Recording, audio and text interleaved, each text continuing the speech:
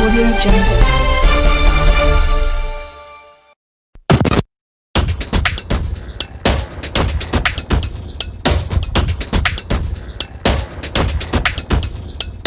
दोस्तों, आज हम बात करने वाले हैं एक ऐसी पर्सनैलिटी की जिन्होंने जीवन में संघर्ष के द्वारा न सिर्फ अपनी एक अलग पहचान बनाई, बल्कि समाज के एक बड़े वर्ग को नई दिशा दिखाने का काम भी किया।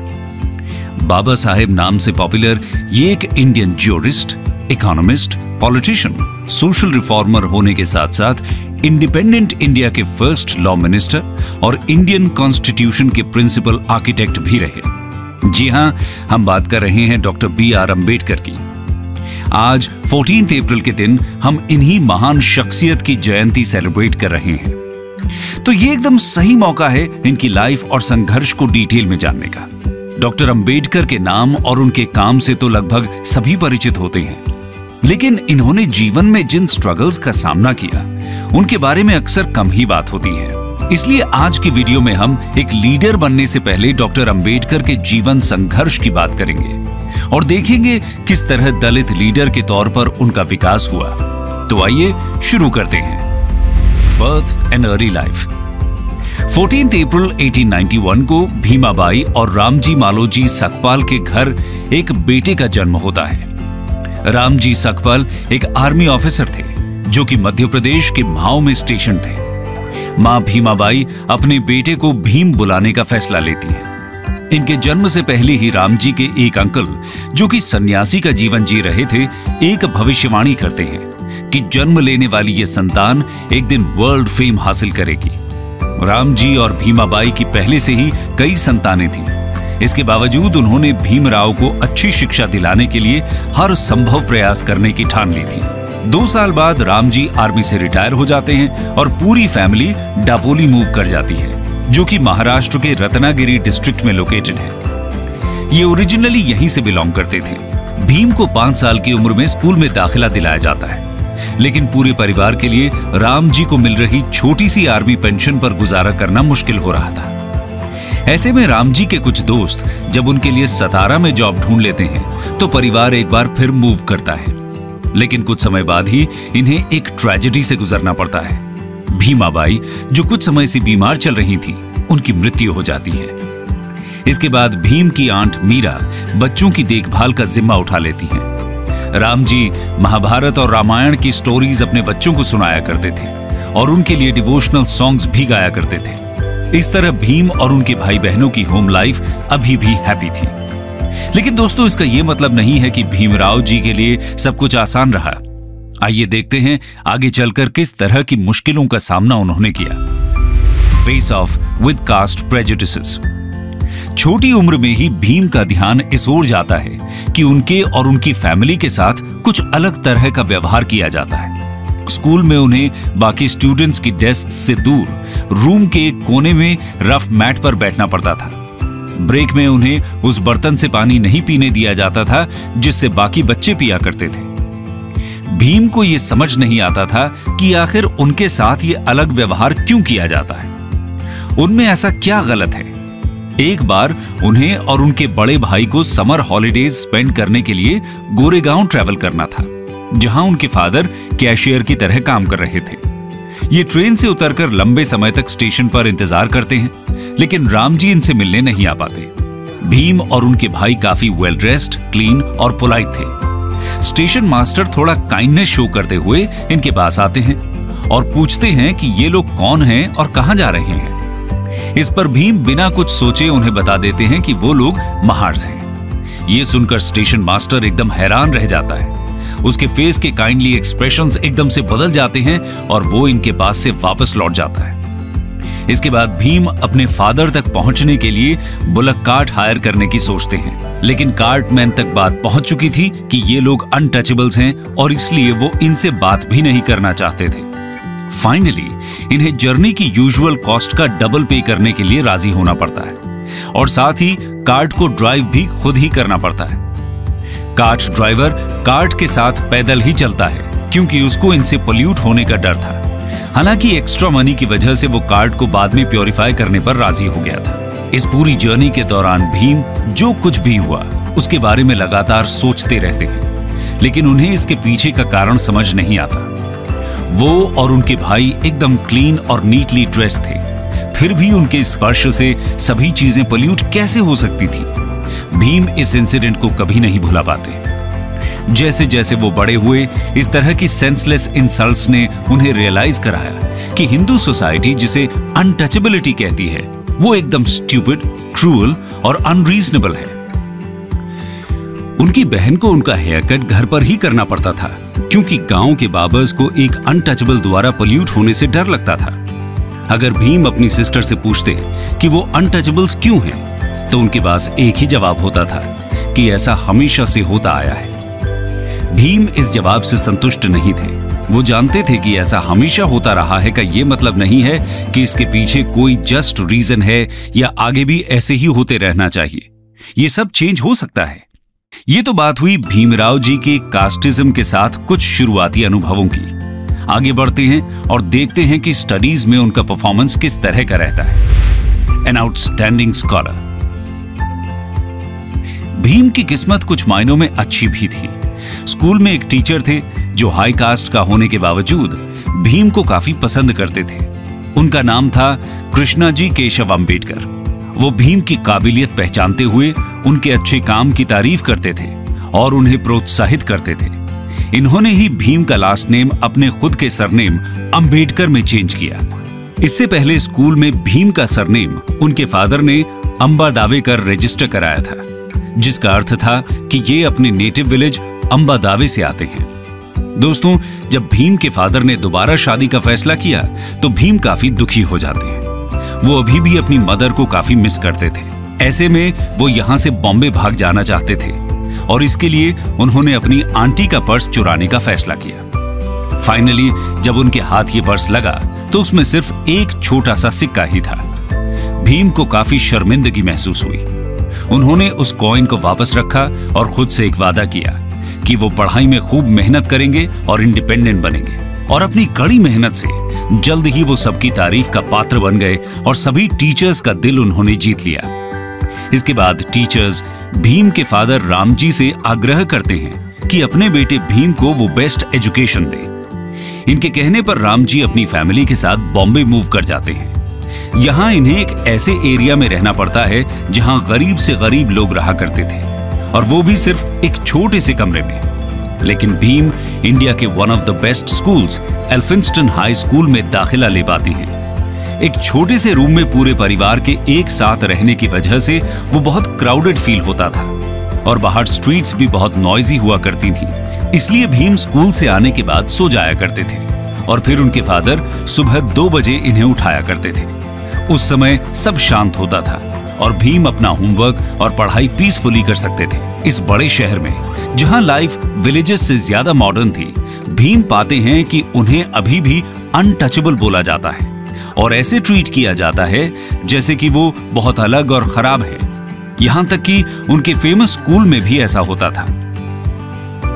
एक दिन टीचर ने उन्हें सम सॉल्व करने के लिए ब्लैक बोर्ड के पास बुलाया। इस पर क्लास के बाकी सभी लड़के एकदम से खड़े हो गए और नाराजगी दिखाने लगे, क्योंकि ब्लैक बोर्ड के पीछे उनके लंच बॉक्सेस रखे हुए थे और उनका मानना था कि भीम उनके खाने को पोल्यूट कर देंगे।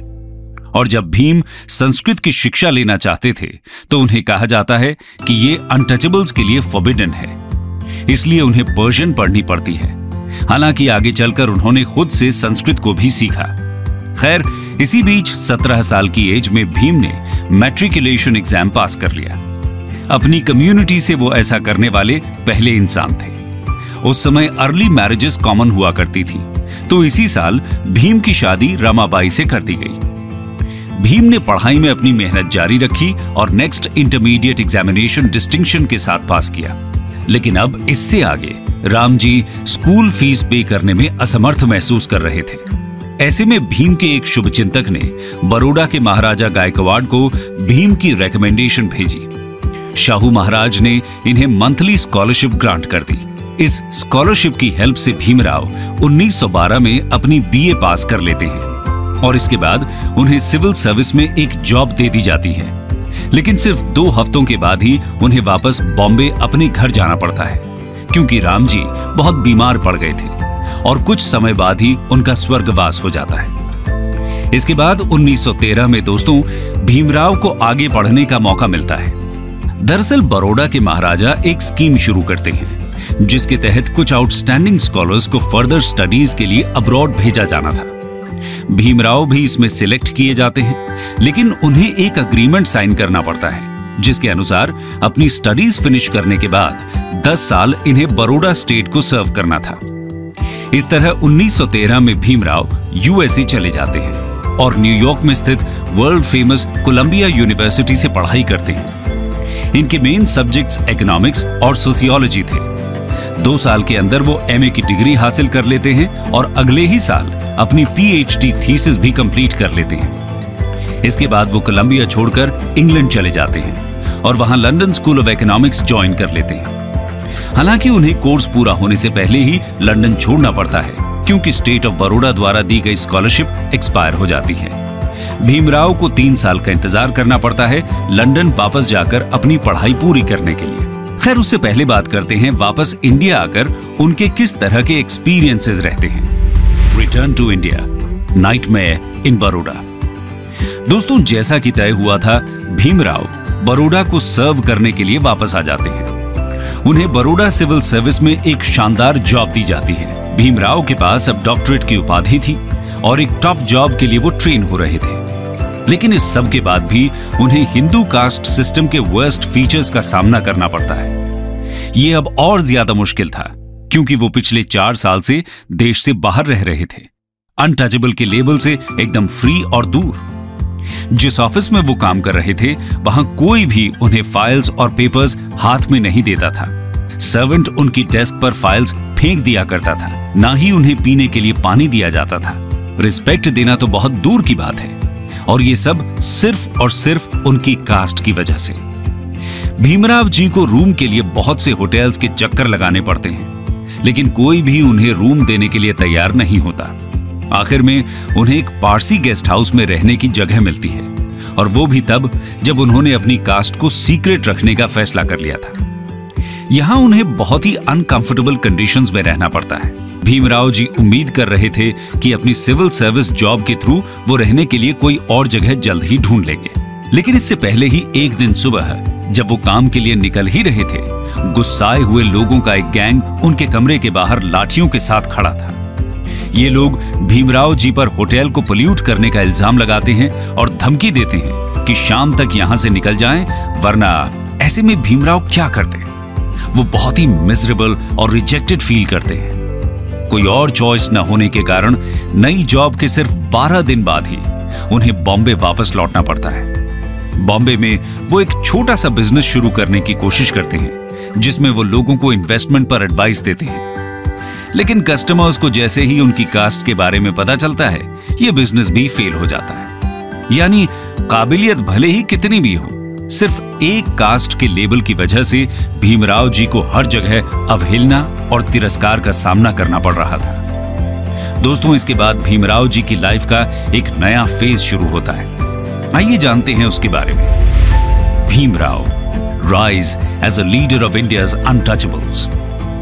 1918 में भीमराव बॉम्बे के सिडेनम कॉलेज में लेक्चरर बन जाते हैं और यहां स्टूडेंट्स के बीच एक ब्रिलियंट टीचर और स्कॉलर के रूप में उनकी एक पहचान बन जाती है। इसी समय उन्होंने एक मराठी न्यूज़पेपर मूक नायक की शुरुआत भी की, जो कि अनटचेबल्स की आवाज बनता है। भीमराव जी ने कॉन्फ्रेंसेस ऑर्गेनाइज और अटेंड करना भी शुरू किया, क्योंकि वो जान चुके थे कि दलित्स की सफरिंग को पब्लिसाइज करने की जरूरत है और उनके इक्वल राइट्स के लिए फाइट करना भी जरूरी है। उनकी खुद की जिंदगी ने उन्हें इस संघर्ष की अहमियत समझा दी थी। 1920 में अपने कुछ दोस्तों की मदद से भीमराव लंदन वापस जा पाते हैं और एलएसी में अपनी स्टडीज कंप्लीट करते हैं। इसके साथ ही वो ग्रेज इन में बैरिस्टर की पढ़ाई के लिए भी एनरोल कर लेते हैं। 1923 में वो एलएसी से इकोनॉमिक्स में डॉक्टरेट की उपाधि के साथ इंडिया वापस आते हैं और इस वर्ल्ड फेमस इंस्टीट्यूशन से डॉक्टरेट हासिल करने वाले वो शायद पहले ही इंडियन रहे होंगे। इसके अलावा वो बैरिस्टर एट लॉ में भी क्वालिफाई कर चुके थे, लेकिन उन्हें पता था इंडिया में कुछ भी नहीं बदला है। उनकी क्वालिफिकेशंस अनटचेबिलिटी की प्रैक्टिस के सामने कोई मायने नहीं रखती थी। वो अभी भी उनके करियर के लिए एक ऑब्स्टिकल ही थी। हाँ, लेकिन अब उन्होंने दुनिया की बेस्ट एजुकेशन हासिल कर ली थी और दलित कम्युनिटी को लीड करने की पूरी काबिलियत रखते थे। ये अपने समय के बेस्ट माइंड्स के साथ इक्वल टर्म्स पर आर्ग्यू कर सकते थे और उन्हें परसुएड भी कर सकते थे। लॉ के भी एक्सपर्ट थे और ब्रिटिश कमीशंस के आगे एक गिफ्टेड स्पीकर की तरह कन्विंसिंग एविडेंस दे सकते थे। भीमराव जी ने अपनी आगे की जिंदगी इसी टास्क को समर्पित कर दी। एजुकेशन की इंपॉर्टेंस को जानते हुए भीमराव ने 1924 में बहिष्कृत हितकारिणी सभा नाम से एक एसोसिएशन की शुरुआत की। इसका काम हॉस्टल्स, स्कूल्स और फ्री लाइब्रेरीज सेटअप करना था। इसके बाद 1927 में महाड़ सत्याग्रह हो, राउंड टेबल कॉन्फ्रेंसेस में पार्टिसिपेट करना हो या कंस्टिट्यूएंट असेंबली में दलित राइट्स को इंश्योर करना, भीमराव जी ने दलित्स की इमेंसिपेशन के लिए ही काम किया। कंक्लूजन। दोस्तों, ये थी कहानी एक ऐसे संघर्ष की जिसने पूरी दलित कम्युनिटी को आगे चलकर प्रेरित किया। डॉक्टर भीमराव अंबेडकर न सिर्फ दलित्स के लीडर बने, बल्कि सभी वल्नरेबल कम्युनिटीज के राइट्स की बात उन्होंने की। वो वुमेन राइट्स के एक बड़े पक्षधर थे। उन्होंने अपने जीवन में आई कठिनाइयों से कभी हार नहीं मानी, बल्कि उन्हीं की प्रेरणा से एक लीडर के रूप में खुद को विकसित किया। ऐसी महान शख्सियत को आज उनकी जयंती पर हमारा शत शत नमन।